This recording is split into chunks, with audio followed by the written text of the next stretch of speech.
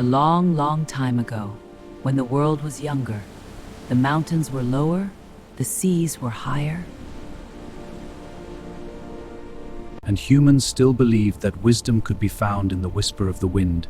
There lived a king whose pride was greater than his kingdom. King Zarek. King Zarek ruled over the prosperous kingdom of Arandor. King Zarek's palace shimmered with gold, his armies were feared across the land, and his treasury overflowed with jewels.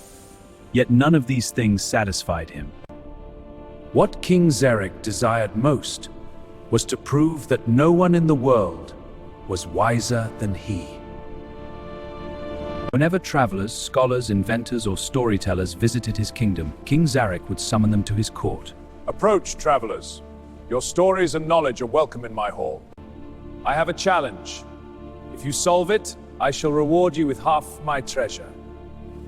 But if you fail, everything you own belongs to me. All the travelers, storytellers, scholars, and inventors accepted to solve King Zarek's challenge, but none succeeded. Soon, the king became richer while the kingdom became poorer. People stopped visiting Arandor Kingdom. The roads grew silent, the markets emptied. Yet the king laughed. There is no mind greater than mine. Far away, in a tiny village nestled beneath green hills, lived a young man, an orphan named Elias. Unlike the famous scholars, the young man Elias owned almost nothing. He had no books, no expensive education. Elias had no noble family. All he possessed was a sharp mind and an even kinder heart. Thank you, Alias. This old tool needs fixing again. Elias spent his days helping farmers, fixing broken tools, and listening carefully whenever the village elders shared stories. One evening, an old traveler stopped in the village. He spoke of King Zarek's impossible challenge. Every listener shook their heads. No one can beat him. The king's puzzles are impossible. He tricks everyone. But Elias listened quietly. King has issued a challenge. What exactly is the king's challenge? Sadly, the king changes his rules every time. The next morning, Elias packed a loaf of bread, a flask of water, and began the long journey to King Zarek's royal palace. Days later, Elias stood before the magnificent throne to speak with the king.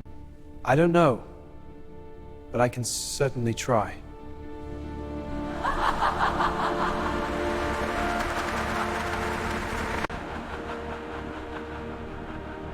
You think you can defeat me?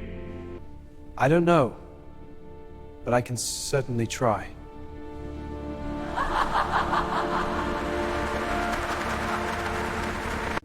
Very well, if you succeed, half my kingdom is yours, but if you fail, your life belongs to me.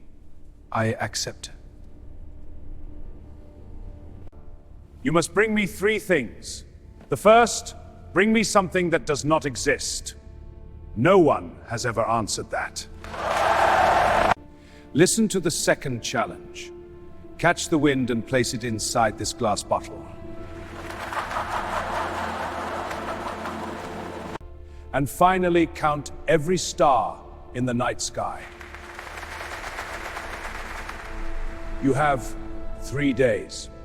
After the village man, Elias, departed from King Marek's palace that evening, Elias wandered through the palace gardens.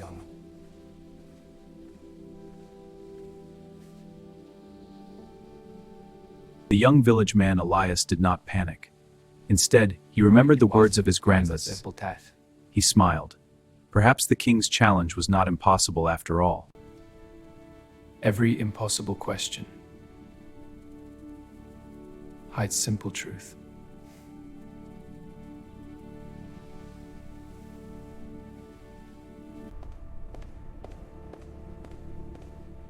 Where is a thing that does not exist? Your Majesty, I brought exactly what you requested. Then King Marek suddenly looked confused. I brought nothing. Nothing does not exist.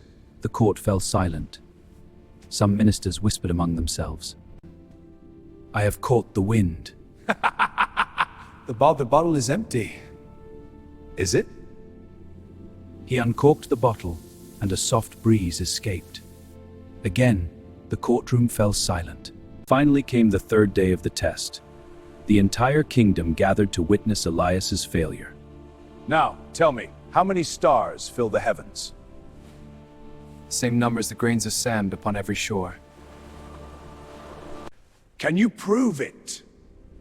Can your majesty prove I am wrong?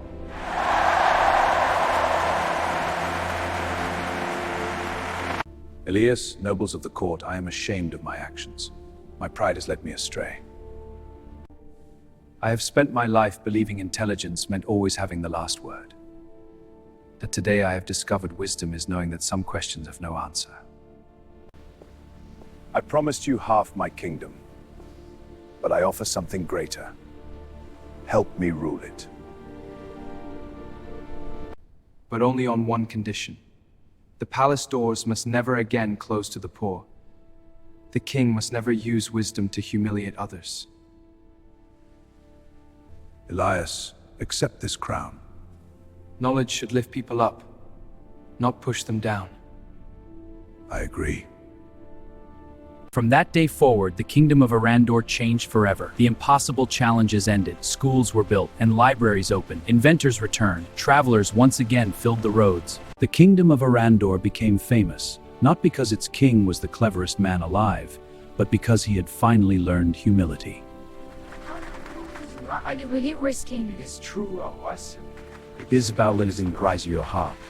Years later, children in the kingdom would gather around village fires to hear the tale.